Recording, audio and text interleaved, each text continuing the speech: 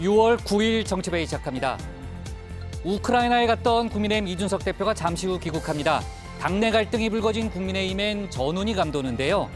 이 대표는 비행기를 타기 전 정진석 의원에게 또 한 번 날선 발언을 쏟아냈습니다. 이 대표는 1년 내내 흔들어 놓고 무슨 싸가지를 논하냐며 자신들이 대표 때리면 훈수고 대표가 반박하면 내부 총질이냐고 했습니다. 권성동 원내대표는 오늘 두 사람 다 자제하라고 했습니다.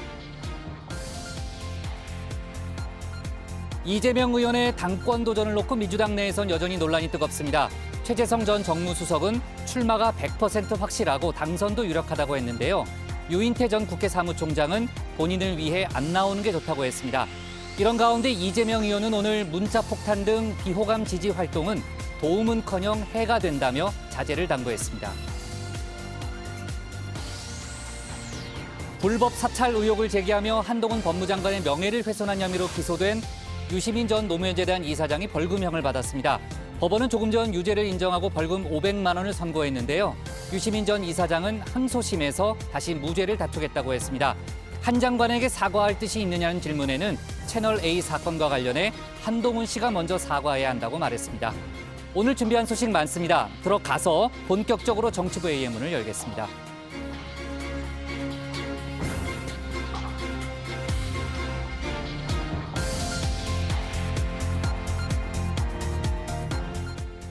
국가대표 정치뉴스쇼 정치회의 시작하겠습니다. 오늘 회의는 신체커 박마커, 류 실장 조멘토 백반장, 그리고 정치회의 애청자 정회원분들과 함께하겠습니다. 속보 실시간 반영하면서 열어놓고 회의를 진행하죠. 특히 이제 이준석 국민의힘 대표가 잠시 후에 일단은 5시 조금 직전에 이제 인천공항에 도착할 걸로 일단 보이는데요. 아마 들어와서 또 상당히 날선 발언을 할 가능성이 있습니다. 저희가 속보 반영해 가면서 회의를 진행하고요. 신체권 이제 나가서 발제 준비하면 됩니다. 류 실장.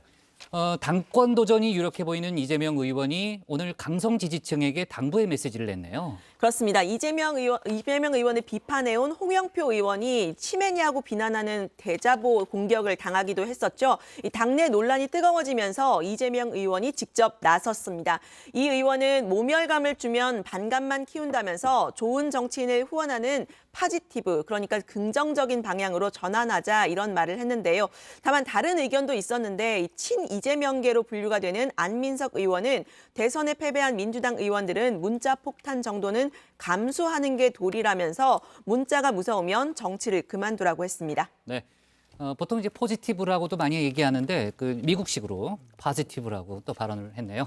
자, 검찰 편중 인사 논란과 관련해서요. 윤석열 대통령이 이제 지난 정부에서는 민변 출신이 도배를 하지 않았느냐 이렇게 반문을 어제 했잖아요. 오늘 추가 발언이 있었죠. 그렇습니다. 앞서 권성동 국민의힘 원내대표가 윤 대통령과의 통화 내용을 소개를 하면서 당분간은 검찰 출신 기용이 없을 거다 이렇게 말을 했는데요. 윤 대통령은 그런데 필요하면 해야죠 라면서 결이 다른 발언을 했습니다. 그러면서 다 법률가들이 갈 만한 자리에 배치를 했다면서 권영세, 원희룡 장관 등을 검찰 출신으로 분류하는 건 어폐가 있다고 말했습니다. 네. 자, 헤드라인에서 얘기했지만 조금 전에도 제가 얘기했지만요. 이제 잠시 후에 이준석 대표가 귀국하면요. 어떤 메시지를 내놓는지 저희가 속보를 반영하도록 하고요. 자세한 얘기는 또 상황실에서 얘기를 해보도록 하겠습니다. 신혜원의 뉴스픽 5부터 오늘의 정치부회의 출발하겠습니다.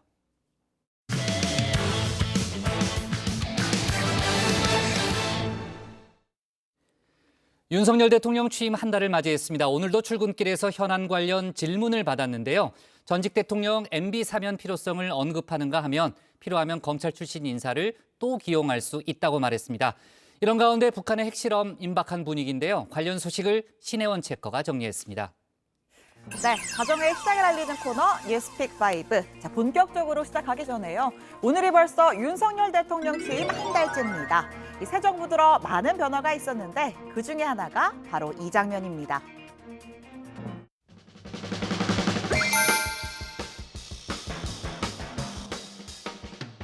자유좀 부탁합니다. 미국이 그렇게 합니다. 그러면 추경 안 합니까? 여러분 지금 집에 창문이 흔들리고 마당에 나뭇가지가 흔들리는 거 못 느끼십니까? 많이 준비하셨어요? 네, 윤석열 대통령이 바꿔놓은 용산 대통령실의 모습입니다. 기자들은 출근하는 대통령을 기다리고 또 대통령과 질의응답을 주고받습니다. 이런 걸 도어 스태핑이라고 하는데요. 한 달 새 12번 외부 일정과 휴일을 제외한 모든 날에 대통령의 목소리를 들을 수가 있었습니다. 이 곧장 관저에서 집무실로 향하던 청와대 시절에는 상상하기 어려운 일이었죠. 대통령실은 국민들의 궁금증에 매일 대답하는 대통령으로 안착했다라는 평가를 내렸습니다. 자, 그렇다 보니 매일 대통령의 입에서 나오는 뉴스거리가 쏟아집니다. 자, 오늘의 첫 번째 픽, 20년은 맞지 않아. 두 번째 픽, 필요하면 또 쓴다. 모두 오늘 아침 출근길에서 나온 발언들입니다. 자, 이어서 핵실험 임박, 대구 빌딩 화재, 유시민 유죄까지 오늘 소식 준비했습니다. 대통령 취임 한달 됐었는데 여기까지 소감이나 앞으로 그냥 방향에 대해서 좀 다시 한번. 저는 원래 한 달 됐다, 1년 됐다에 대한 특별한 소감 같은 거 없이 살아온 사람이고 열심히 해야죠. 이건 시급한 현안들이 한두 가지가 아닙니다. 네, 어제였습니다. 징역 17년을 선고받고 복역 중인 전직 대통령 이명박 씨가 형 집행정지를 신청했다는 소식이 전해졌습니다. 고령의 지병인 당뇨 합병증으로 마비 증세를 보여 치료를 받고 있는데요. 자, 그러자 정치권 일각에서는 형 집행정지가 아닌 사면이 필요하다는 목소리가 고개를 들었습니다. 관련해서 윤 대통령이 직접 입장을 밝혔습니다.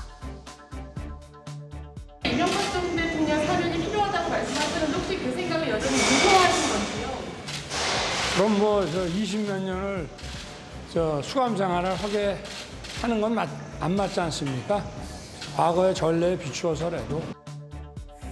전직 대통령이 20년 수감하는 건 맞지 않다. 사실상 사면의 필요성을 시사한 겁니다. 자, 이 또한 역사의 아이러니라고나 할까요? 자, MB는 회사 다스와 관련된 의혹을 전면 부인했지만 2018년 검찰 수사를 통해서 그 실체가 드러났습니다. 당시에 윤석열 대통령은 서울중앙지검장, 한동훈 법무부 장관은 중앙지검 차장검사로 수사를 진두지휘했습니다. 새빨간 거짓말입니다. 저는 그런 삶을 살아오지 않았습니다.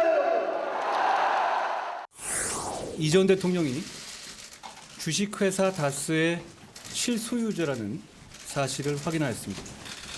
다스의 회사 돈 약 349억 원을 횡령하고 법인세 약 31억 원을 포탈한 사실도 확인하였습니다. 자, MB 사면론이 본격적으로 불거진 건 지난해 말입니다. 문재인 정부 마지막 특별 사면이 있었죠. 자, 문 전 대통령은 고심 끝에 두 전직 대통령 중 한 사람에게만 사면 결정을 내렸습니다. 문재인 대통령은 다음과 같이 말했습니다. 우리는 지난 시대의 아픔을 딛고 새 시대로 나아가야 합니다. 이명박 전 대통령의 사안과 박근혜 전 대통령의 사안은 그 사안의 내용이 다릅니다. 이 당시의 야권, 지금의 국민의힘에서는 보수 진영 갈라치기, 그러니까 친이와 친박을 나눠 분열하는 출첵이다, 이런 비판도 나왔습니다. 자, 어쨌든 본격 대선 국면에 접어들면서 사면 논의가 잠잠해졌는데요. 그로부터 석 달 뒤 윤석열 대통령이 정권 교체에 성공하면서 다시 불씨가 살아났습니다. 문 대통령 임기가 끝나는 5월 9일 전날, 그러니까 이 석가탄신일을 계기로 한 마지막 특사 가능성이 거론됩니다.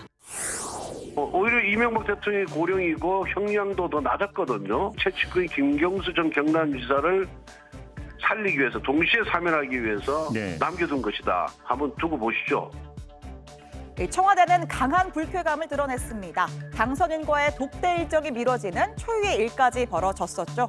결국 두 사람이 만났습니다. 하지만 MB 사면 이야기는 거론되지 않은 채 다시 수면 아래로 가라앉았습니다. 저게 지금 무슨 꽃인지 산수유군요. 그런데 윤석열 당선인께서는 오늘 사면 문제에 대해서는 일절 거론하지 않았고 문재인 대통령께서도 그 문제를 거론하지 않았습니다. 청와대 회동 직전에 당사자인 MB의 뜻이 윤 대통령에게 전해졌다고 합니다. 내 사면 문제를 정치적 흥정 대상으로 삼는 건 적절하지 않다. 사면 건의하지 말아달라는 내용이었습니다. 자, 그런데 왜 또 석 달 만에 사면론 다시 불거진 걸까요? 자, 일단은 형 집행정지를 신청할 정도인 MB의 건강 문제입니다. 그 다음은 시점이죠. 자, 2달 후가 8.15 광복절입니다. 윤 대통령의 첫 특사가 이뤄질 수 있고요. 대통령실은 아직 논의가 본격화되지 않았다라고 설명하지만 국민의힘은 본격적으로 군부를 떼기 시작했습니다.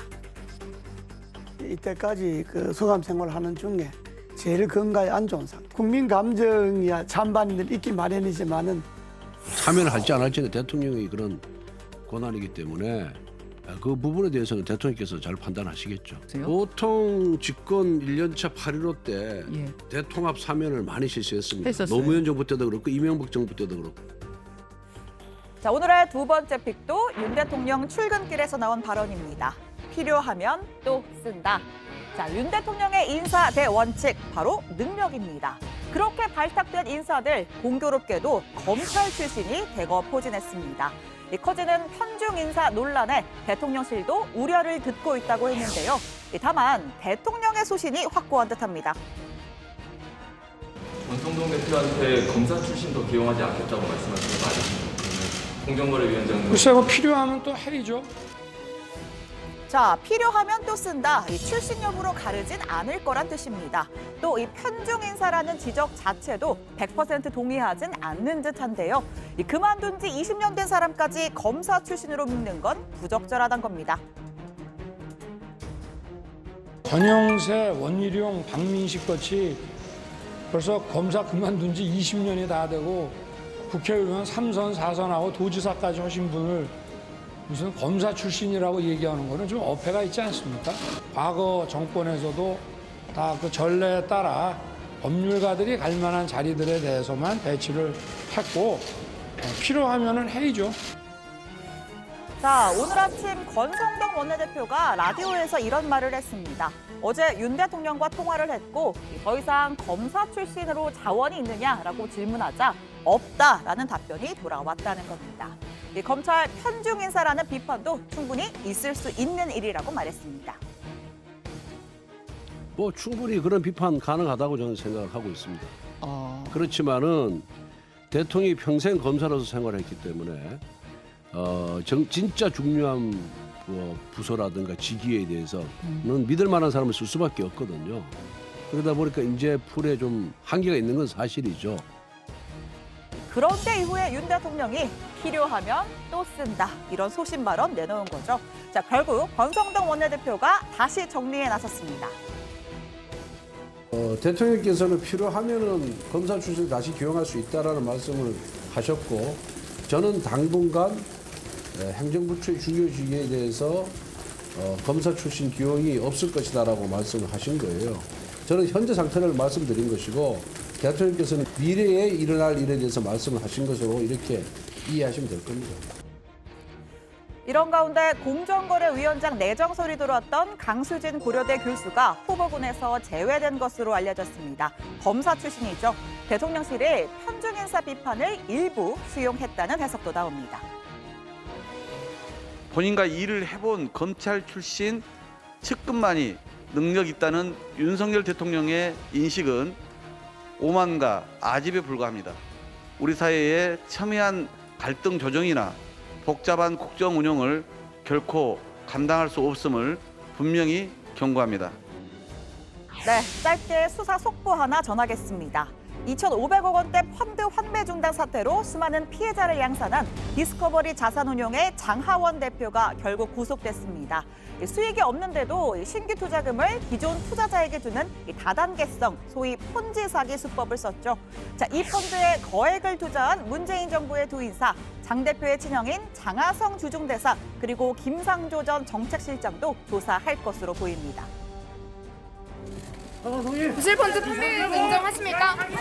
투자금 돌려받기 인정하십니까? 개방형 펀드 특혜 의혹 인정하십니까? 피해자들에게 하실 말씀 있으신가요? 디스커버리 다음 타자 라임 옵티머스 사건이 될 거란 전망이 나옵니다. 역시 문재인 정부 인사 연루 의혹이 제기된 사건들입니다. 검찰 출신의 이복현 신임 금감원장은 금감원 시스템을 통해서 다시 들여다볼 여지가 있는지 점검하겠다고 밝혔습니다. 불공정 거래 행위 근절은 시장 질서에 대한 참여자들의 신뢰를 제고시켜 종국적으로는 금융시장 활성화의 토대가 될 것입니다. 자, 오늘의 세 번째 픽 가겠습니다. 핵실험 임박입니다. 자, 이르면 내일 북한의 핵단추가 눌릴 거란 전망입니다. 지금 북한에서는 김정은 위원장이 참석한 노동당 전원회의가 열리고 있는데요. 한미 군 당국이 대비 태세에 돌입했습니다. 윤석열 정부의 국가 모시는 말이 아니라 행동으로 보여줄 것입니다. We're also watching very closely the continuing possibility of a nuclear test to which we would also have a robust response. 그러면서도 미국은 북한과의 물밑 소통에 나섰습니다. 비공식 채널을 통해 전제도권 없는 대화를 원한다는 친서를 전달했습니다. The United States is more than prepared to discuss easing sanctions to achieve the complete denuclearization of the Korean Peninsula. 이런 가운데 미국 뉴욕에서 열린 뉴욕 유엔 총회에서 한미대 북중러 간 격한 설전이 오갔습니다. 지난달 유엔 안보리가 대북 추가 제재 결의에 나섰다가 중국과 러시아의 겁으로 무산된 바 있는데요. 중국과 러시아가 뭉쳐 미국에 맞서는 신냉전과 같은 상황, 북핵 문제 점점 더 꼬여가는 모습입니다. 자, 오늘의 네 번째 픽, 대구 빌딩 화재입니다. 오늘 오전 11시쯤 대구의 한 변호사 사무실 건물에서 방화로 추정되는 큰 불이 났습니다. 대구지방법원 인근에 있는 변호사 사무실이 밀집해 있는 지역입니다. 현재까지 7명이 숨지고 46명이 다쳤는데요. 자, 목격자들은 크게 오고 가는 고성을 들은 뒤 폭발음이 났다. 누군가 사무실 앞에 현관문을 잠그고 신화를 뿌렸다고 들었다고 말했습니다. 가장 그 구석에 있던 203호실에서 모두 사망자로 추정되는 7명이 한 사무실에서 다 발견이 됐습니다. 저희들이 현장에 도착해서 화재를 진압하는 과정에서 급격하게 연소 확대가 이루어졌다라는 용의자는 현장에서 숨진 것으로 전해집니다. 법원 판결에 불만을 품고 불을 지른 것으로 파악됐는데요. 경찰은 범행 동기나 과정에 대해 사건 전담팀을 꾸려 명확하게 수사하겠다고 밝혔습니다. 자, 오늘의 마지막 픽, 유시민 유죄입니다. 허위사실 유포로 한동훈 법무부 장관의 명예를 훼손한 혐의를 받는 유시민 전 노무현 재단 이사장에게 유죄 판결 내려졌습니다. 벌금 500만 원이 선고됐는데요. 재판부는 유 전 이사장 발언에 정당한 근거가 없었고 또 비방 목적이 있다고 볼 수밖에 없다고 했습니다. 피해자인 한 장관이 상당한 정신적 고통을 받았을 것으로 보인다고 설명했습니다. 유시민 씨가 말하는 어용지식이라는 말은 마치 삼겹살 좋아하는 채식주의자라든지 친일파 독립투사라는 말처럼 그 자체로 대단히 기만적입니다. 공개적으로 싸워서 이기지 않으면 거짓 선동으로 약한 사람들을 더 잔인하게 괴롭힐 겁니다. 하지만 유 전 이사장은 오히려 한 장관이 나에게 사과해야 한다고 주장하며 항소의 뜻을 밝혔습니다. 처벌을 받더라도 본인이 한 일에 대한 후회는 없다고 말했습니다. 제가 부분 유죄가 나왔다고 해서 한동훈 씨가 검사로서 상 받을 일 한 거 아니에요. 한동훈 씨도 본인이 부끄러워해야 될 잘못이 있어요. 그런 전제 위에서 서로 얼마든지 대화할 수 있는데 그런 게 전혀 보이지 않아서 좀 아쉽죠. 들어가서 바로 원픽 꼽겠습니다. 뉴스픽 5였습니다. 네, 유시민 전 이사장이 이제 계속해서 한동훈 씨 부르면서 이제 무죄를 다투겠다는 그런 입장을 밝혔고요.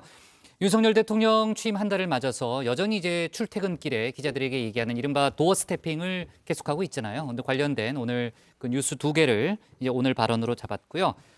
다만 이제 오늘 그 전에 이제 국민의힘 이제 비대위원장을 지냈던 김종인 전 비대위원장은 좀 쓴소리도 하더라고요. 아침에 보니까요.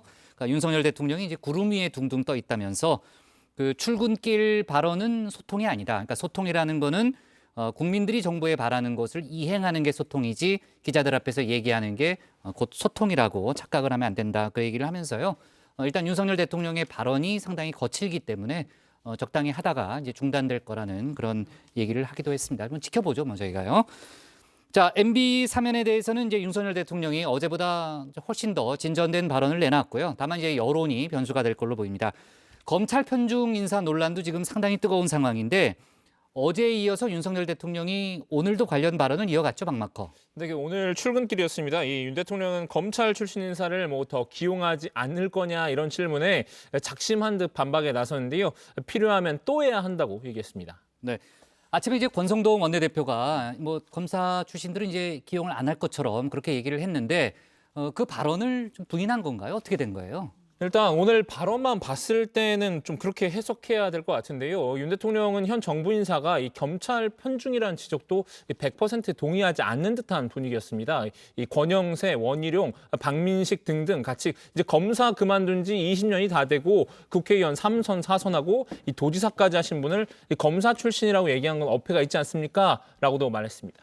네, 다만 민주당은 이 검찰공화국이 됐다 이런 비판을 이어가고 있죠. 자, 윤석열 사단은 사정과 인사, 정보의 사회 경제 분야까지 포진하게 됐다면서 전문성과 다양성이 결여된 마이웨이식 인사로는 우리 사회의 첨예한 갈등을 해결하지 못할 것이라고 지적했습니다.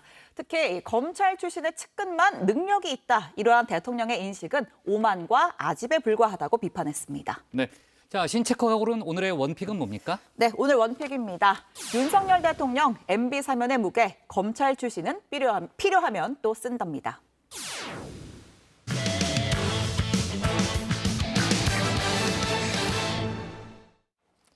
우크라이나에 갔던 이준석 대표 아마 지금쯤에는 인천공항에 막 도착했을 가능성이 있는데요. 비행기를 타기 전에 1년 내내 흔들어 놓고 무슨 싸가지를 논하냐 이런 발언을 하고 비행기를 탔죠.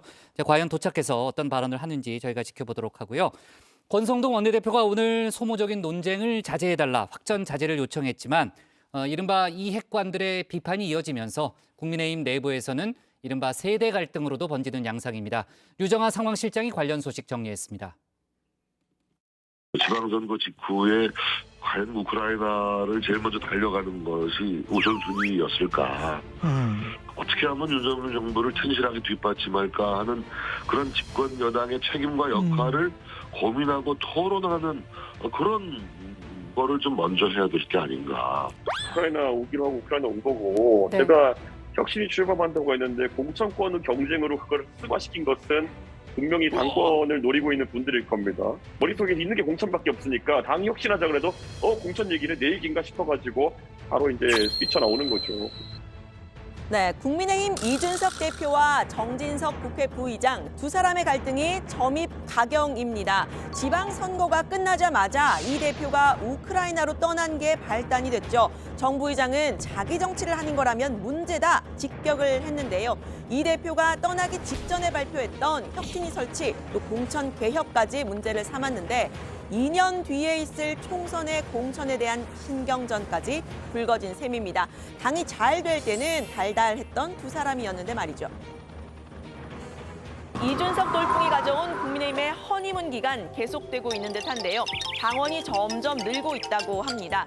정진석 의원은 당원 가입 신청을 받는 사진을 이렇게 올리면서 눈물이 난다 이런 글을 쓰기도 했는데요.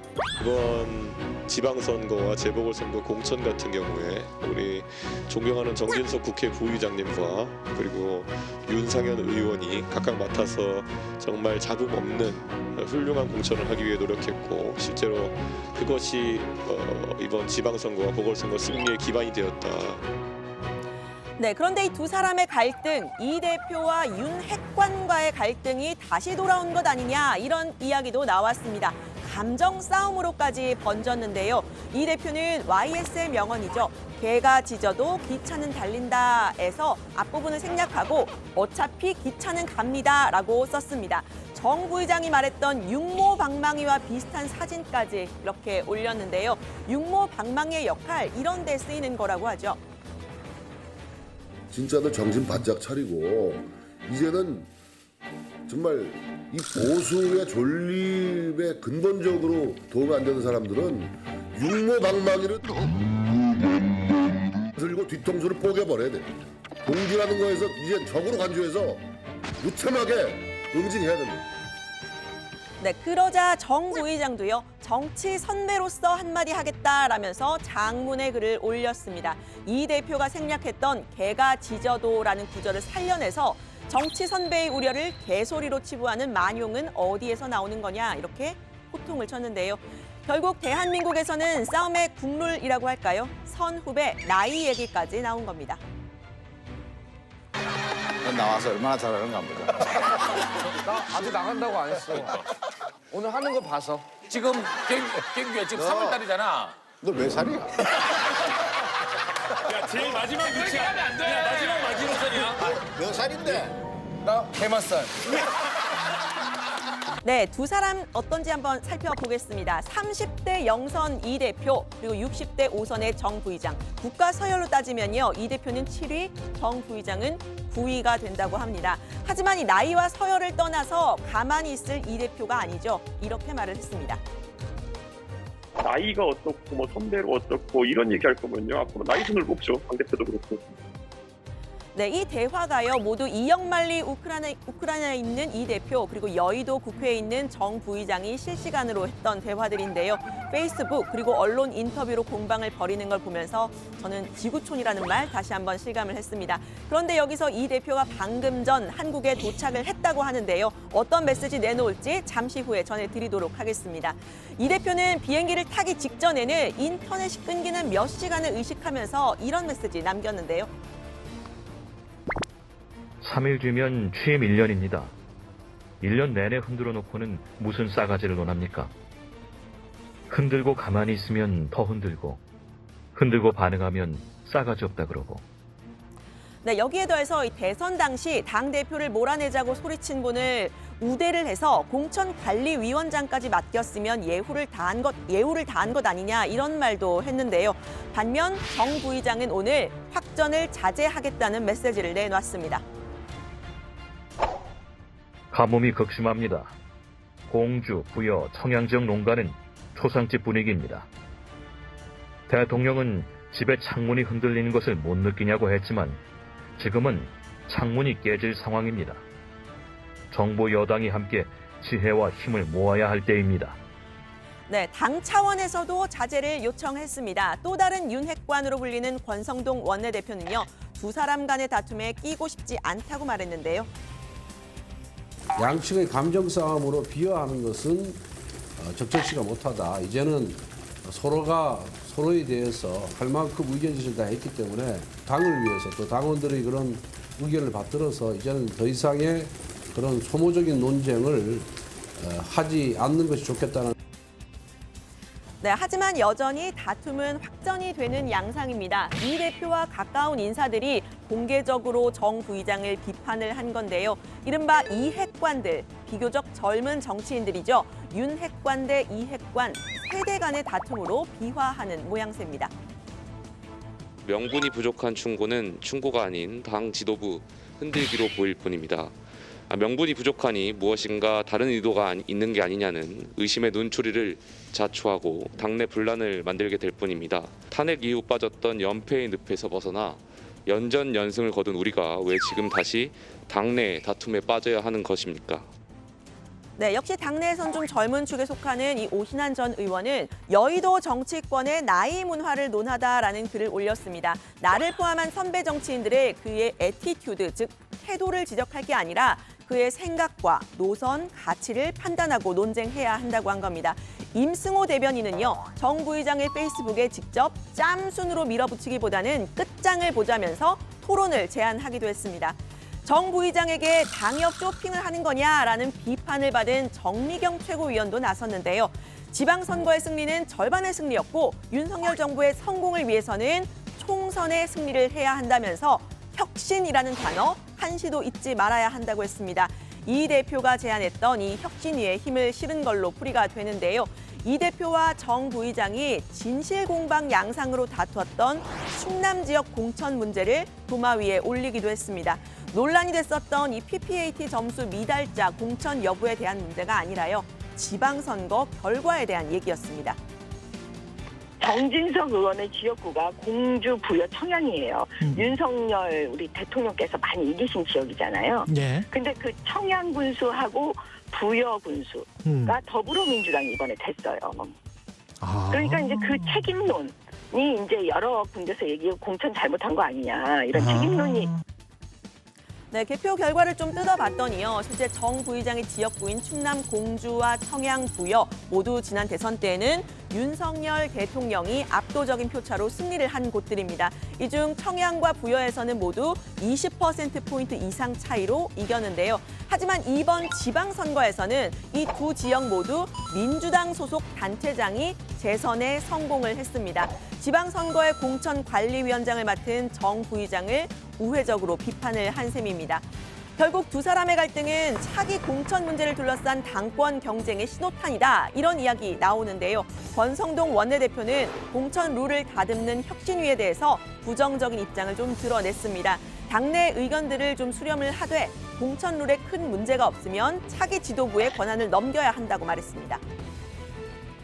지금 시기가 맞느냐 아니면 충분히 준비를 한 상태에서 뛰었느냐에 대해서는 저도 약간 비판적인 견해를 갖고 있습니다. 운영의 문제라 그런다면은 나중에 공천권을 행사하는 지도부에서 정말 자신들이 사심이 아니라 당과 국민을 위한 공천권을 행사할 수 있도록 해야 되겠죠. 네, 내년 6월까지 임기가 보장되어 있는 이 대표에 대해서 자꾸 이런저런 이야기가 나오는 이유요. 24일에 이 대표의 징계 문제가 윤리위에서 논의가 되기 때문입니다. 윤리위에서 어떤 결론이 나올지는 지금으로선 알 수가 없는데요. 지금 청상난 문제가 있는 건데 이게 증거가 있거나 피해자가 있거나 조사가 완료된 것도 아니거든요. 무엇으로 열리는지에 대한 지금 아젠다 자체가 세팅이 안 된 것 같은데. 네, 반면 이 문제를 처음 제기한 강용석 전 경기지사 후보는 선거 패배 후에 이른바 이준석 때리기에 열중하고 있습니다. 페이스북에 글을 썼는데 이준석은 범죄 피의자다. 범죄 피의자가 혁신위를 꾸리고 공천개혁을 하겠다. 소가 웃을 일이라고 썼습니다. 만약에 징계 결정이 내려진다면 이 대표가 거취를 좀 판단해야 한다는 이야기가 권 원내대표의 입에서 처음 나왔습니다. 제일 낮은 게 경고거든요. 경고만 나와도 현직 당대표로서 좀 이게 좀 유지하기가 어렵다고 보십니까? 그건 어떻게 보세요? 그거는 뭐 이준석 대표가 판단할 문제죠. 어떤 것이 나올 것이라는 전제하에 언급하는 것 자체가 오히려 또 다른 당내 분란을 일으키기 때문에. 네, 선거에서 이기고도 당내 갈등이 불거지는 경우 흔치는 않은데요. 대선과 지선, 큰 선거에서 2번 연이어 승리한 당대표가 있을 때는 더 그렇죠. 이 우크라이나에서 돌아온 이준석 대표가 뭐라고 할지는 들어가서 더 이야기를 해보도록 하겠습니다. 오늘 발제는 이렇게 정리합니다. 정진석, 정치선대의 개소리 발언에 이준석 1년 내내 흔들고 싸가지 논하나, 윤핵관 대 이핵관으로 확전. 네. 이준석 대표가 뭐 육모방망이 비슷한 그 사진을 SNS에 올렸는데 어제 저희가 정진석 의원을 겨냥한 거 아니냐 이렇게 얘기를 했는데 이준석 대표 본인 입으로 정진석 의원을 겨냥한 거였다라는 그런 얘기도 하고 아까도 잠깐 저희가 발언을 들어봤지만 나이 순으로 할 거면 당대표를 아예 그냥 나이 순으로 뽑자는 그런 제안도 했습니다. 또 비행기를 타기 직전에 이제 SNS에 자신들이 대표를 때리면 훈수고 대표가 반박하면 내부 총질이냐 이런 상당히 또 수위 높은 발언을 했는데 지금쯤 아마 이제 이준석 대표가 아마 수속을 밟고 밖으로 나오지 않았을까, 나오고 있지 않을까라는 그런 생각이 들고요. 아직까지는 속보가 들어오지 않고 있습니다. 이준석 대표의 평소 모습으로 봤을 때 그냥 들어갈 것 같지는 않고요. 뭐라도 얘기를 하겠죠. 뭐 다 기자들도 많이 나가 있고 하니까요. 이준석 대표의 메시지가 들어오면요, 저희가 들어오는 대로 속보를 반영하도록 하겠습니다.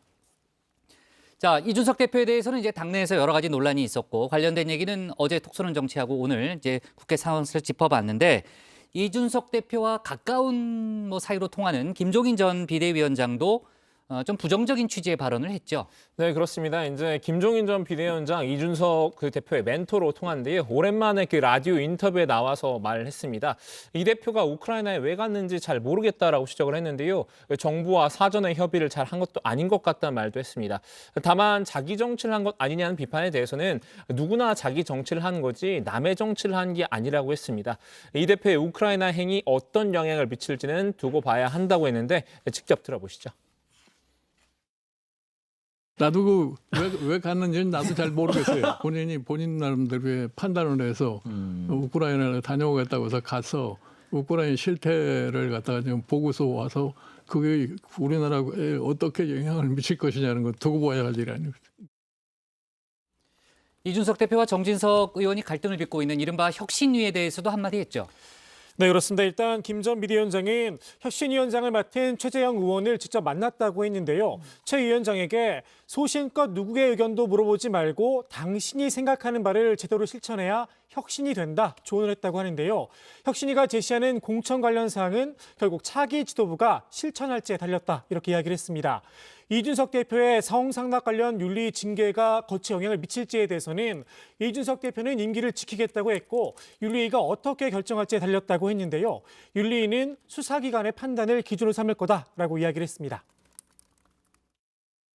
24일부 연기를 하는 거는 선거 기간 동안에 그 문제에 대해서 별로 정확한 증거가 잡을 수가 없으니까 그런 무슨 뚜렷한 것이 나오지 않았기 때문에 윤리를 할 수가 없다고 판단했던 것 같아요. 네. 자, 국민의힘 차기 당권 경쟁도 있고 또 안철수 의원이 이제 원내로 들어왔기 때문에 이제 국민의힘 내부의 또 대선 경쟁도 서서히 지금 달아오르는 그런 분위기인데요. 유승민 전 의원이 책을 내면서 아마 정치 재개에 대한 또 입장을 밝힐 가능성도 있어 보이네요. 네, 이 책 제목이 굉장히 좀 강렬합니다. 야수의 본능으로 부딪혀라. 뭐 이런 책을 출간했는데요. 유 전 의원이 대학과 정치 신인 시절을 소개하고 국가재정, 복지, 연금, 부동산 등 경제 문제에 대한 정책적인 해법을 제시하는 내용이 담겼다고 합니다. 이 책 제목 야수의 본능으로 부딪혀라. 유 전 의원의 삶의 철학이라고 하는데요. 유학 시절에 교수가 수업 시간에 했던 말인데 기로에 설 때마다 머릿속 계산기를 두드리는 대신 내가 들판의 야수였다면 어느 길로 갔을까 생각했다고 책에 적었습니다. 네, 문재인 정부의 경제 정책, 그러니까 소득 주도 성장과 부동산 정책을 실패로 규정하고 또 강하게 비판하는 내용도 담겼습니다. 유 전 의원은 책 출간과 동시에 북콘서트를 열면서 대중들을 만날 계획이라고 하는데요. 경기지사 경선에 나섰다가 김은혜 전 후보에게 패배한 뒤 약 한 달 반 만입니다. 경기지사 선거에서 김 후보가 패배를 하면서 국민의힘 내에서는 유 전 의원이 나섰으면 어땠을까 뭐 이런 이야기가 나오고 있다고 합니다. 네. 곧 한다고 하니까요. 과연 정치를 재개하는 건지 또 아니면은 뭐 정계를 은퇴하는 건지 저희가 관련된 속보를 역시 챙겨보도록 하겠습니다. 오늘 발제 이렇게 정리하겠습니다. 정진석 정치 선배의 개소리 발언에 이준석 1년 내내 흔들고 싸가지 논하냐 윤핵관 대 이핵관 확전으로 제목을 잡겠습니다.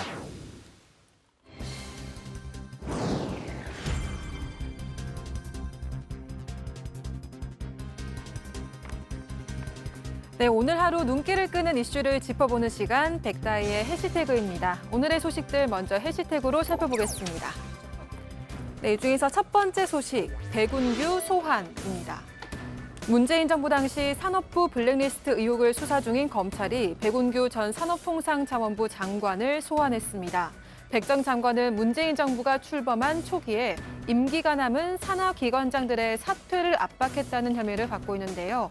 검찰은 백 전 장관이 사표를 받아내라고 실무진에게 직접 지시를 했는지, 이 과정에서 청와대와 사전 협의나 교감이 있었는지 집중적으로 조사할 것으로 알려졌습니다.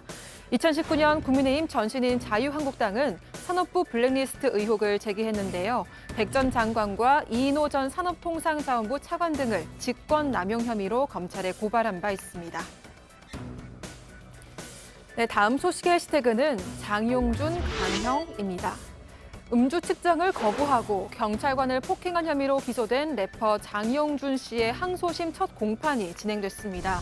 이 자리에서 법원은 검찰의 공소장 변경을 허가했는데요.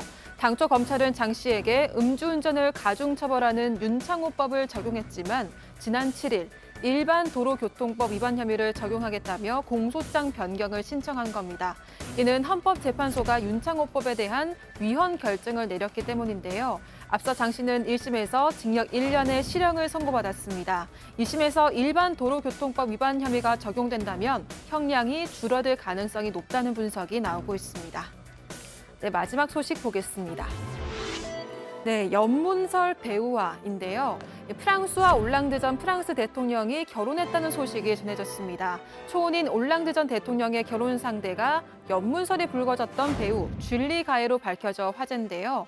올랑드 전 대통령은 재임 중이던 2014년 스쿠터를 타고 가해의 자택에 방문하는 모습이 보도되면서 세계 스캔들로 전 세계에 입목을 끈 바 있습니다. 당시 사실상의 영부인 역할을 하던 전직 기자 발레리 트리에르 발레와 7년 동안 동거 중이었기 때문인데요. 이 스캔들로 올랑드 전 대통령의 정치적 이미지에 흠집이 났다는 평가와 함께 트리에르 발레와의 관계도 파경을 맞았습니다. 지금까지 백다희의 해시태그였습니다. 네, 백 반장 수고 많았고요. 다음은 조익신 멘토의 톡 쏘는 정치로 가겠습니다.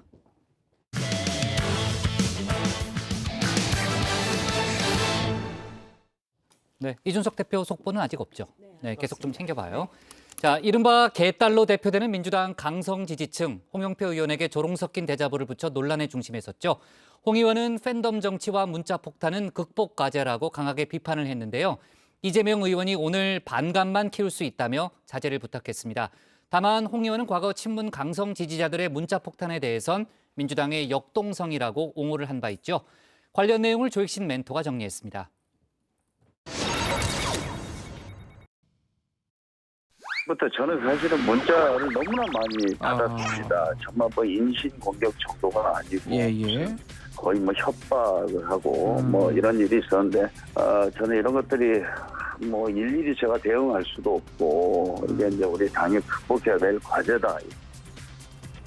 대표적인 당내 친문계로 꼽히죠.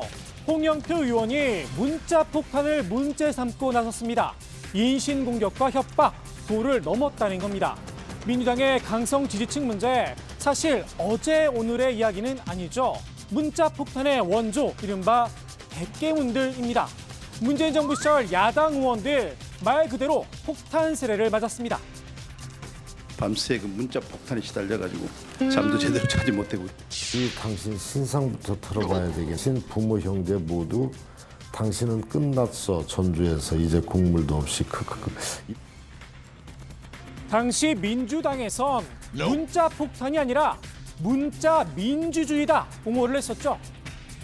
지금 그것은 이제 국민들의 의사 표현이다라고 생각을 했고요. 저와 반대편에 계시는 국민이라 하더라도 얼마든지 의사 표현을 하실 수 있다. 도가 넘는 것은 자제해 주시면 좋긴 하겠지만 그것은 제 희망사항이고요. 이런 생각의 중심엔 문재인 전 대통령의 이른바 양념 발언이 있었습니다. 그러면 왜 예전에는 그 문자 폭탄이라든지 또는 뭐 막말 같은 것들이 왜 양념이라고 하셨습니까? 우리가 경선 기간 동안에 후보들 간의 치열한 논쟁이 경선을 흥미있게 하는 양념이라고 말씀드렸던 것이죠. 문자 폭탄이 당내 의원들에게 떨어질 때도 사정은 마찬가지였습니다. 이른바 조금 박해. 이들이 대표적인 표적이었는데요. 친문 주류와 다른 목소리를 낸다는 게 그 이유였죠. 지난해 재보궐선거에서 참패한 뒤 조국 방선문을 써내려갔던 민주당 초선 의원들도 예외는 아니었습니다. 조국 전 장관이 검찰개혁의 대명사라고 생각했습니다. 오히려 검찰개혁의 당위성과 동력을 잃은 것은 아닌가 뒤돌아보고 반성합니다. 이른바 초선 오적으로 내몰리며 여지없이 윤단 폭격을 당했습니다. 초선 의원들이 소신을 밝히고 혁신을 위한 반성을 얘기를 했는데 비난의 문자 폭탄 그리고 뭐 비난의 댓글 이런 것들 때문에 오히려 입을 닫게 만들면 당은 더 경직될 거고요. 역동성 있는 민주당을 바라던 국민들은 오히려 더 많은 실망을 하게 될 수밖에 없습니다. 그렇게 되면 당은 더 큰 패배로 갈 수밖에 없죠. 문자 폭탄이 당의 역동성을 저해한다는 건데요. 당시는 민주당 전당대회를 앞두고 있던 때였죠. 당대표에 도전했던 홍영표 의원. 문자 폭탄은 당의 역동성이다. 오히려 역성을 들었다는 건 안 비밀입니다. 무슨 뭐 강성 당원이다 뭐 이것은 저는 정말 문제 해결에 아무런 도움도 되지 않고 오히려 분열시키는 저는 프레임이다 이렇게 보기 때문에 저는 뭐 예를 들어 욕설이라든가 뭐 과도한 인신공격 이런 것들은 진짜 없어져야 되지만 우리 당원들의 의사 표현은 어떤 형태로든지 되고 활발하게 되는 거 그게 당이 살아있다고 저는 생각합니다. 당을 분열시키는 프레임일 뿐이라고 하더니 왜 갑자기 입장을 싹 바꾼 걸까요? 이른바 개딸들이 사무실에 걸어둔 이 대자보, 나름 충격이 컸나 봅니다. 홍 의원은 이들이 조직적으로 움직이는 것 같다, 날을 세우기도 했는데요. 비공개 의원총회를 하는데 거기에서 발언이 그런 강성 지지자들한테 전달이 되고 그것 때문에 이제 의원들이 공격을 받고 정말 더 입에 담을 수 없는 이런 공격들을 합니다. 네. 그러니까 아무래도 이런 뭐 문자 폭탄을 한번 보십시오. 하루에만 한 1,000개, 2,000개 받다 보면 참 어떻겠어요. 네.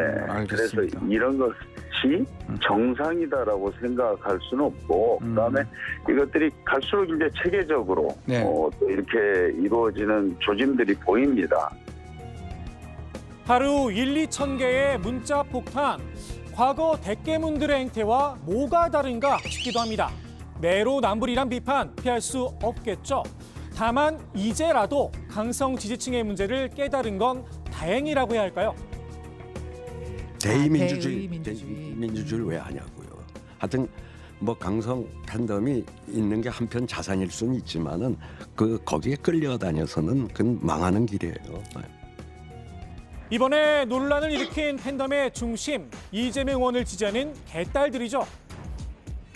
소위 개딸 현상, 양아들 현상에 대해서 여러 가지 의견이 있긴 한데 저는 이게 세계사적인 의미가 있는 새로운 정치 행태라고 생각해요.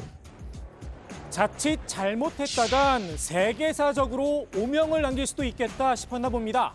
직접 설득에 나섰는데요. 억압의 힘이 아니라 긍정의 힘이 필요하다는 겁니다. 입장이 다르면 존중하고 문제점은 정중하게 합리적으로 지적하며 자신의 입장을 잘 설명하는 것이 오히려 공감을 확대할 것입니다. 모멸감을 주고 의사표현을 억압하면 반감만 더 키웁니다. 민주당 이원욱 의원은 수박과 뜻을 부르짖는 정치 훌리건과 거리를 둬야 한다 목소리를 높이기도 했죠. 과연 가능할지 지켜보겠습니다.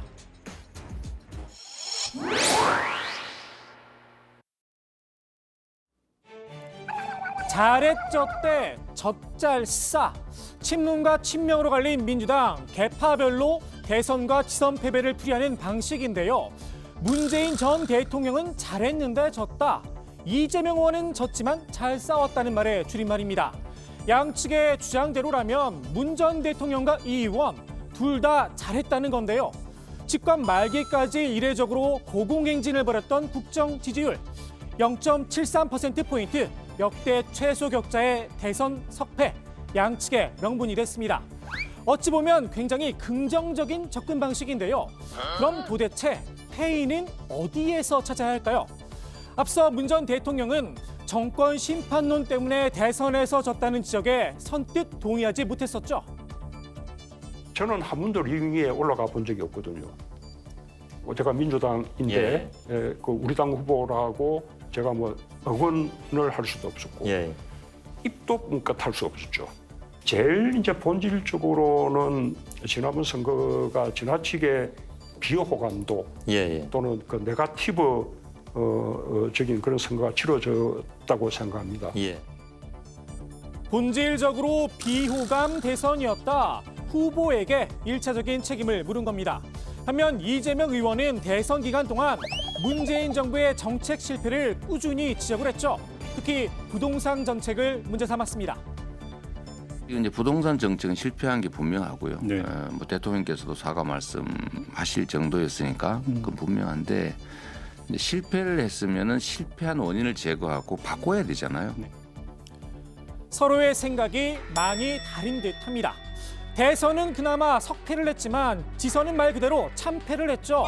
지선 패배의 원인 분석, 양측은 역시나 서로에게 화살을 돌렸는데요. 친문은 공천 실패를, 친명은 지난 5년 반성을 앞세웠습니다. 이런 졌지만 잘 싸웠다라는 정말 해괴한 논리를 만들어가지고 당을 장악하고 공천도 잘못하고 지방선거를 잘못해서 저도 이제 제 지역구부터 시작해서 제가 여러 지역을 지원다고 그러면 정말 아주 부글부글 끓고 있었습니다. 어떤 큰 틀에서의 지난 5년을 평가를 하고 또 대선에서의 그리고 지방선거에서의 어떤 문제가 있었는지 더 나아가서 지금 지적하고 있는 것들은 우리 민주당이 큰 가치와 방향을 잃어버렸다라는 지적을 많이 하고 있거든요. 언론도 공세에 활용을 했는데요. 그 중심엔 이재명 의원이 있었습니다. 모든 언론과 전문가 또 우리 당원들의 다수의 의견도 송영길 서울시장 후보의 공천, 그다음에 이재명 개항을 국회의원 보궐선거 출마, 이것이 큰 패인 중에 하나다, 이렇게 이야기를 하고 있지 않습니까? 모든 언론 기사 보더라도 이재명만의 책임이라고 하는 기사는 없을 겁니다. 근데 이제 그것을 이 대선과 지방선거의 패배 책임을 이재명만의 책임이라고 몰아간다라고 하면 이 지금 패배에 대한 민주당의 패배에 대한 책임을 객관적으로 평가하지 못하는 것이 되고요. 이럴 땐 왜 언론 탓을 안 하나 싶기도 한데요. 이재명 의원이든 이재명 의원만이든 이 의원의 책임론이 큰 건 사실입니다. 앞서 이 의원은 당이 원해서 출마했다는 입장을 밝히기도 했죠. 정치인은 국민에게 무한 책임지는 것이기 때문에 국민이 또 당이 또 후보들이 원하는 또 필요로 하는 일들 자기의 이해관계를 떠나서 감당하는 것이 맞다라고 생각합니다. 그런데 당내 평가는 사뭇 다릅니다. 그 서울시장 후보로 송영길 대표가 나오고 그 자리를 또 갔잖아요. 그러니까 둘이 저거는 어쨌든 뭐 대충 얘기가 돼서 그렇게 시나리오를 짰다고 봐야 될 거 아니에요. 당이 원하기는 무슨 당이 원해요. 이제 다 아는 걸. 아니, 세상이 다 아는 걸 가지고 자꾸 그 쓸데없는 소리들 하지 그만하라고 그래요. 그럼 친문계는 책임이 없느냐? 크기에 크고 작음은 있겠지만 자유롭지는 못합니다. 친문계 좌장인 이낙연 전 대표, 이번 지선에서 자기 사람만 챙겼다는 지적이 나왔습니다. 지원 요청이 오는 걸 뭐 자기하고 알던 사람 캠프에서 뛴 사람들 그 지역 그런 데만 가서 조금 지원을 하고 뭐 대부분 좀 안 했던 거에 대해서 많이들 좀 서운해하대요. 무슨 저 광역의원 뭐 요런데 그쪽하고 좀 연결돼 아는 사람 쪽은 그쪽에는 연락도 없이 다녀갔다. 뭐 그런 얘기들을 좀 들었어요. 친명과 친문. 지난 지선 과정에서 원팀은 아니었던 듯하죠. 지선이 끝나자마자 불거진 양측의 갈등, 결국 차기 총선에 공천권이 걸린 전당대회 때문인 듯한데요. 민주당은 전대에 앞서 비대위를 해체하고 새롭게 혁신 비대위를 꾸리기로 했죠.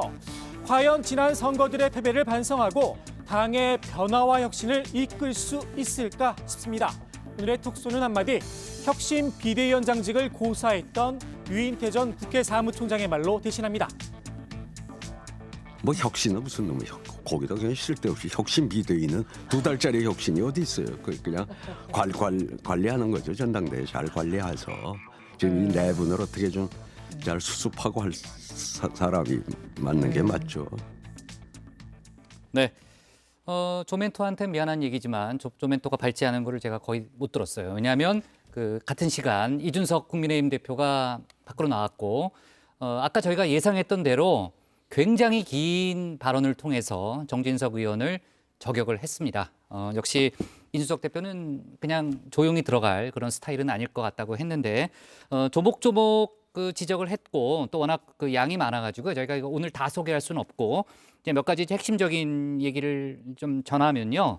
일단 이준석 대표는 당대표가 해외 방문을 하고 있을 때 정진석 의원이 사실관계에 맞지 않는 그런 언사를 했다고 지적을 했고요.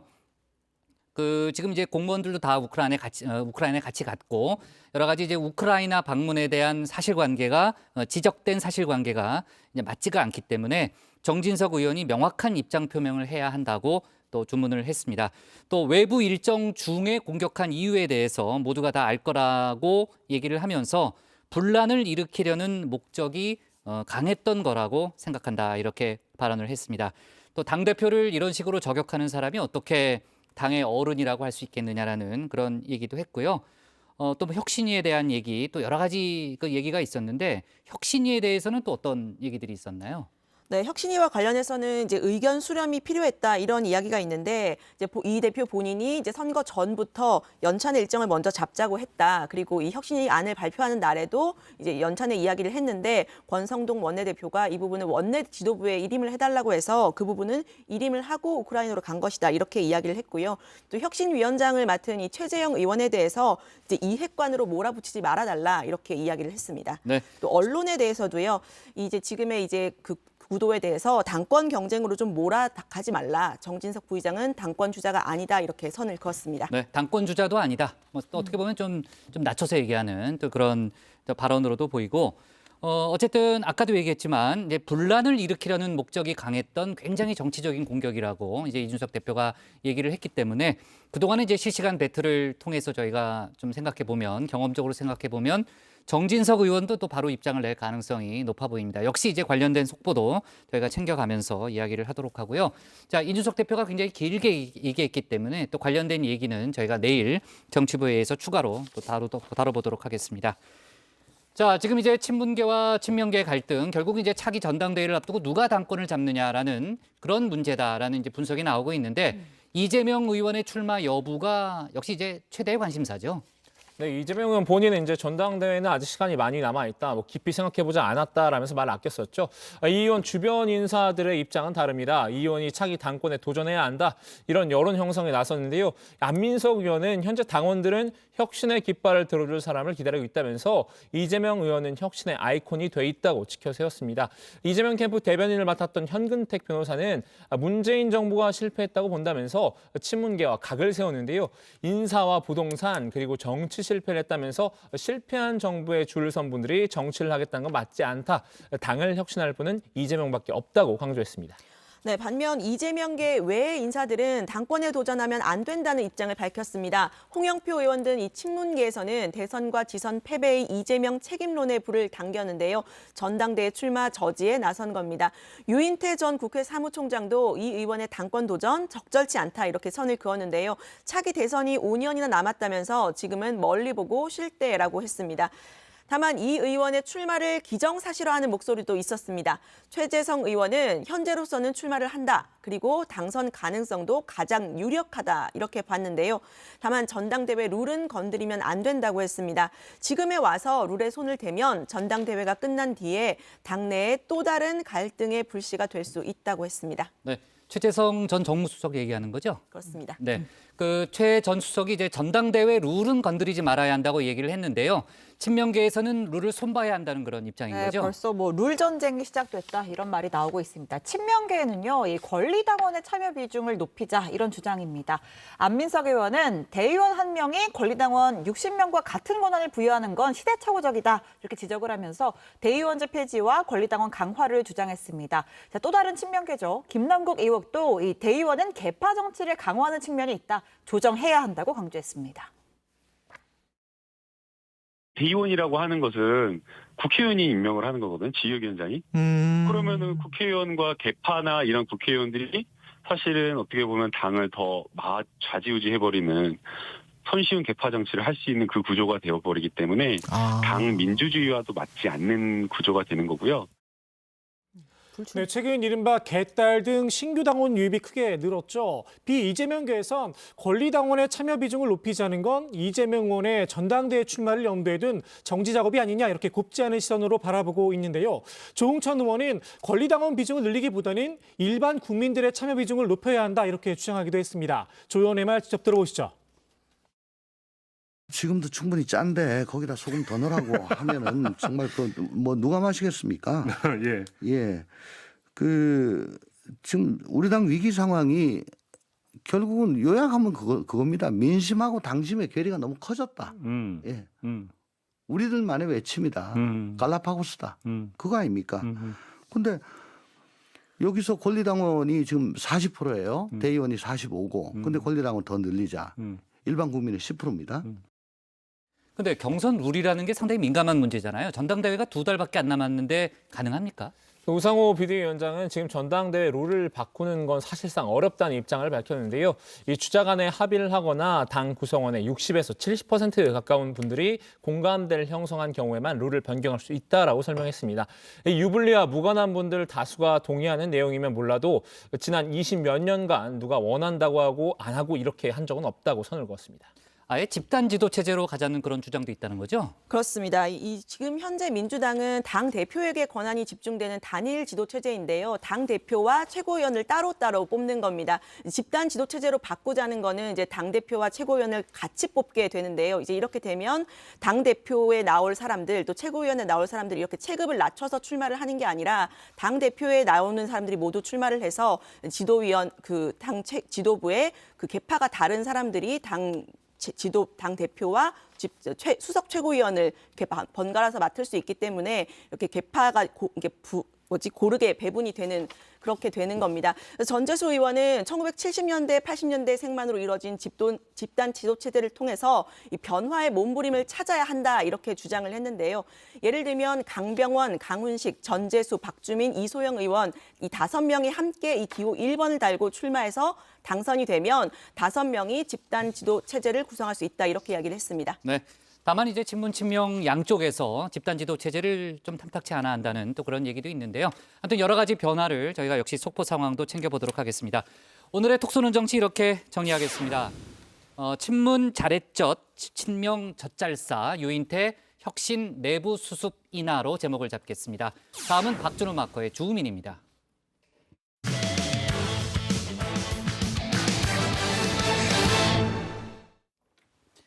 대한민국 대중문화의 발전사를 함께한 원조 국민 MC죠. 어제 방송인 송혜 씨가 영면에 들었습니다. 송 씨는 30여 년간 전국 노래자랑의 최고령 현역 MC로 현장을 누볐는데요. 박준호 마커가 주우민에서 관련 족적을 돌아봤습니다. 어릴 적 주말 아침 무적의 잠꾸러기도 반드시 새 나라의 어린이를 만들고야마는 이 치트키 같은 프로그램이 하나 있었습니다.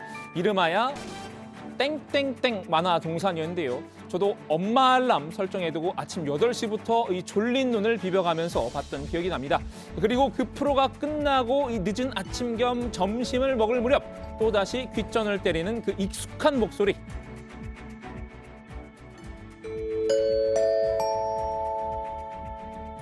전국! 전국! 전국! 전국!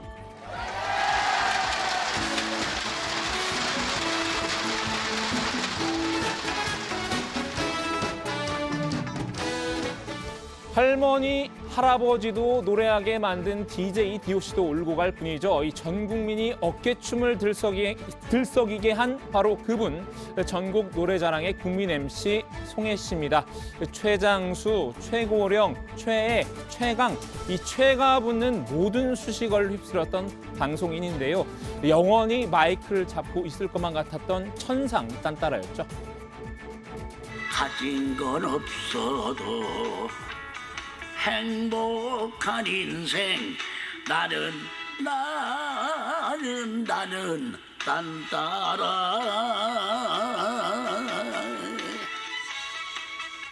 그랬던 그가 95세의 나이로 이제 그만 마이크를 내려놨습니다. 코로나가 이렇게 오래 갔기 때문에 아마 전국을 다니시면서 노래자랑을 사회를 보셨으면 저는 100세 이상 뭐 150까지도 사실 뿐인데 뭐 그런 점이 후배로서 가장 가슴이 아픕니다. 삶의 마지막 순간까지 현역이었던 MC 송혜 어제 서울 도곡동 자택에서 숨을 거뒀습니다. 지난 3월 코로나를 극복했지만 지난달 건강 이상으로 병원에 입원해 치료를 받은 후였는데요. 우리는 더 이상 그 환한 웃음을 볼 수 없지만 보이는 하늘에서 천국 노래 자랑이라도 외칠 것만 같습니다. 송혜 선배님, 아무튼요 천국이 있고 지옥이 있습니다. 우리 선배님께서는 천국으로 꼭 가실 겁니다. 환갑에 처음 전국 노래자랑의 진행을 맡았던 송 씨는 나이도 권위도 다 벗어 던졌습니다. 이 무대에 서면 체면과 가식에서 탈피해 남녀노소 누구와도 한바탕 어울렸죠. 이도 한번 잡숴봐. 그러지라. 이거 드시고 우리 또 이렇게 형님 먼저. 아우 먼저. 자, 그럼 형님 아우엔 그런 거라고. 출연자는 물론 시청자 역시 그 모습을 보며 탈권위의 해방감을 느꼈는데요. 누굴 즐겁게 해주고 굉장히 자랑스럽게 생각하시는데요. 장난꾸러기였죠 뭐. 저에게는 잊히지 않는 추억으로 간직하고 있습니다. 고인 역시 스스로 전국 노래자랑에서는 지역, 성별, 세대를 넘어서 이 모든 갈등이 해소된다고 말했죠. 서로 손뼉을 쳐주고 용기를 얻는 내 인생의 교과서 같은 프로그램이라고 정의했는데요. 지경 속이 아이 저 미치겠죠? 나는 환장하겠어. 차라리 큰일 났네. 아예 한번 다시 여기 시작했으니 그만두자 그럴 수도 없고 참니 사람이 옹졸해지지 이러면. 저 28년 동안 이렇게 다시 해도 자꾸 해주는 우리 음악가 김민혁과 그 악단에게 박수 한번 해주시고. 고인의 삶은 한국 현대사와 대중문화 변천사를 관통합니다. 송 씨는 1927년 4월 황해도 재령에서 태어났는데요. 안녕하세요. 1927년생 송해입니다. 해주음악 전문학교에서 성악을 전공하던 그는 한국전쟁이 터지면서 잠시 피난길에 올랐다가 가족과 떨어졌습니다. 이 혈혈단신으로 부산으로 넘어왔는데요. 송해라는 예명도 이때 지은 이름이었습니다. 내 이름이 뭐 다 알겠지만 본 이름이 복자의 빛나리 자거든. 근데 이제는 뭐 어디로 가는지도 모르고 가족하고 연락도 못하고 정신없이 간다. 내 이름이까지 무슨 소용이야. 바다자랑. 그래서 거기서 바다자랑 쓴 거야. 바다에서. 그래서 송해가 된 거지. 스님이 되시군요. 그래서 이제 그걸 타고 정처없이 온 게 부산으로 왔죠. 1955년 20대 후반 무렵부터 희극인의 삶을 시작했는데요. 이 구봉서, 서영춘, 배삼룡 등 당대 최고의 인기를 구가하던 코미디언들과 함께 무대를 누볐습니다. 이후 동양방송의 장수 라디오 프로그램이죠. 가로수를 누비며를 17년 동안 진행하면서 많은 이들의 사랑을 받았습니다.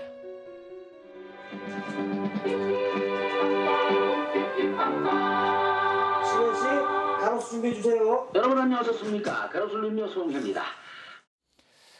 당시 예능인 송해로서는 전성기를 누리고 있었지만 인간 송해는 인생의 큰 고비를 만났습니다.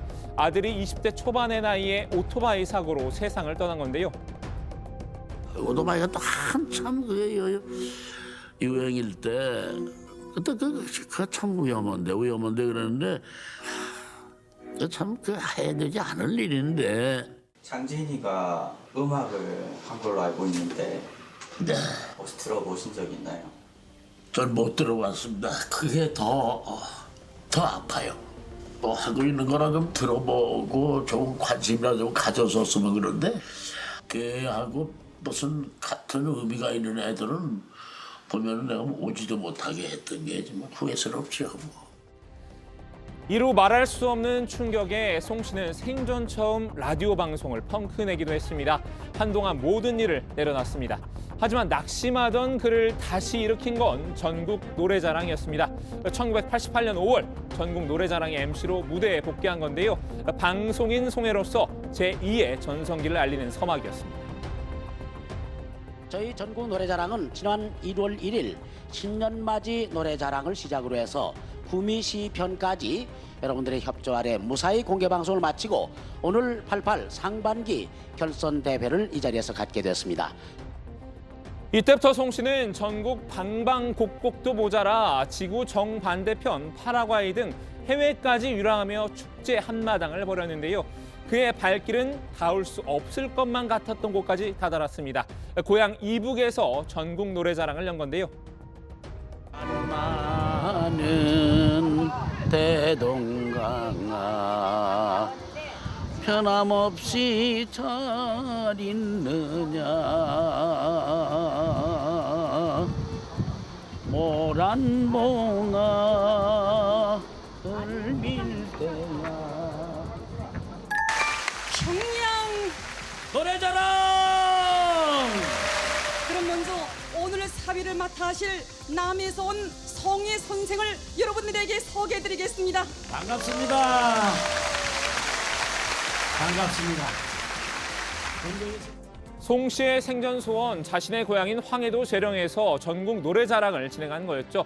비록 황해도는 아니었지만 지난 2003년 8월 모란봉 공원에서 평양 노래자랑이 열렸는데요. 송 씨가 꼽은 인생 최고의 순간이기도 합니다. 8.15 특별교회 평양 노래자랑, 세계 각처에서 이 시간을 지켜보시는 우리 동포 여러분들, 이 자리에서 우리 하나 되는 모습을 보시고 여러분들 가슴속 깊이 뭉클함을 느꼈으리라고 믿습니다. 여러분 안녕히 계십시오. 통일의 한 길에서 다시 만납시다. 다시 만납시다. 송 씨는 84살의 나이에 생애 첫 단독 콘서트를 열기도 했는데요. 10여 곡의 노래를 부르며 노익장을 과시했죠. 누군가 그랬었죠. 나이를 먹어가기 때문에 늙는 게 아니라 열정을 잃어버리기 때문에 늙는다라고. 송 씨는 이후에도 이 지칠 줄 모르는 열정으로 10년 넘게 전국을 돌며 지친 대중들의 마음을 보듬었습니다. 지난 2014년에는 그 공로를 인정받아 은관 문화훈장을 받았는데요. 지난달에는 아예 기네스 세계 기록을 갈아치우기도 했습니다. 전국 노래자랑으로 최고령 TV 음악 경연 프로그램 진행자의 영예를 누린 겁니다. 우리 정말 이 KBS를 끌어오신 분들이 그 소중하게 오랜 전통과 그 역사를 지닌 이런 자리를 마련하기 위해서 백방으로 노력해 주신 점을 깊이 고맙게 생각을 합니다. 여러분과 함께하는 영광입니다. 감사합니다. 30년이 넘는 세월, 진짜로 시청자들 마음을 사로잡았던 건 다름 아닌 송 씨의 철학이었습니다. 땡이 좋으냐 딩동댕이 좋으냐, 딩동댕 좋다고 그러죠. 예. 그러나 땡을 맞아보지 않으면 딩동댕의 정의를 모릅니다. 그래서 늘 저 노래자랑에서 내 인생 딩동댕이라는 걸 남기고 싶었던 사람이 하나입니다. 딩동댕보다 땡에서 삶의 의미를 찾았던 송해, 그의 삶은 영화와 뮤지컬로도 만들어졌습니다. 눈도 맞고 비도 맞고 앞만 보고 달려왔었네.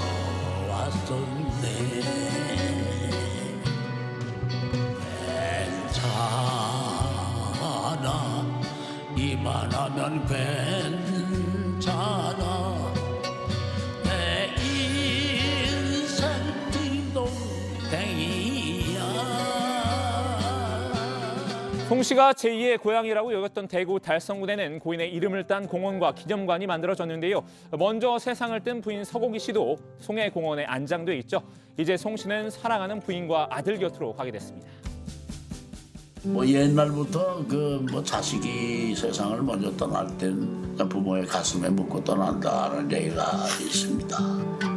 난 사진 보고 얘기할 때가 많아요. 사진 보고 나 또 갔다 오네 뭐 이러고.